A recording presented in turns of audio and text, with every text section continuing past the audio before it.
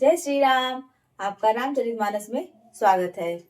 रघुपति राघव राजा राम, पतित पावन सीताराम। दिखरावा मातहि निज, अद्भुत रूप अखंड। रोम रोम प्रति लागे, कोटि कोटि ब्रह्मांड। अर्थात फिर माता कौशल्या को श्री रामचंद्र जी ने अपना अखंड अद्भुत रूप दिखाया, जिसके रोम रोम पे ब्रह्मांड, हजारों ब्रह्मांड लगे हुए हैं। अगणित रवि शशि शिव चतुरानन, बहुगिरि सरित सिंधु मही कानन। अनगिनत सूर्य चंद्रमा शिव ब्रह्मा, बहुत से पर्वत नदियां समुद्र पृथ्वी वन, ये सब उनके शरीर पर लगे हुए हैं। काल कर्म गुण ज्ञान सुभाऊ, सो देखा सो सुना न काऊ। जिन्होंने काल कर्म गुण ज्ञान और स्वभाव देखे हैं, वे पदार्थ जो कभी किसी ने देखे या सुने भी नहीं होंगे, वे सब प्रभु के अंदर हैं।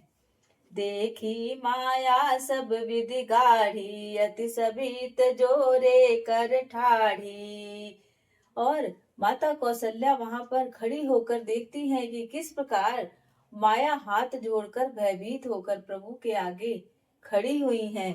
देखा जीव नचावई जाही, देखी भगति जो छोरई ताही।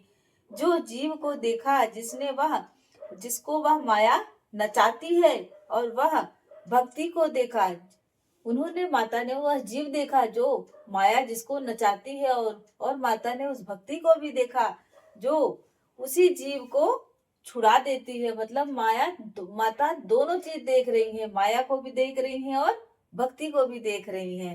तन पुलकित मुख वचन नयावा, नयन मोद चरणन सिरुनावा। माता यह सब देख करके प्रफुल्लित हो जाती है, उनका शरीर खुशी के मारे प्रफुल्लित हो जाता है, और वह अपनी आंखों को मूंद लेती है, क्योंकि उनके मुख से एक भी वचन निकल नहीं रहा है। वह अपनी आंखों को मूंद कर श्री रामचंद्र जी के चरणों में उन्होंने अपना सिर नवाया है। विषमयंत विषमयवंत देखी महतारी, भय बहुर शिशु रूप खरारी।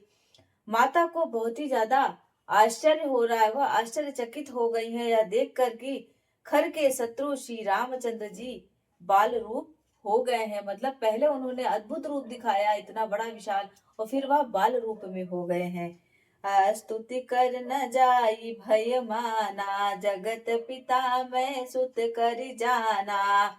और माता से स्तुति भी नहीं की जा रही है कि वह एक भगवान जी हैं, वह माता से उनकी स्तुति भी नहीं की जा रही है। वह डर गई है कि मैंने जगत पिता परमात्मा को अपने पुत्र के रूप में पा लिया है।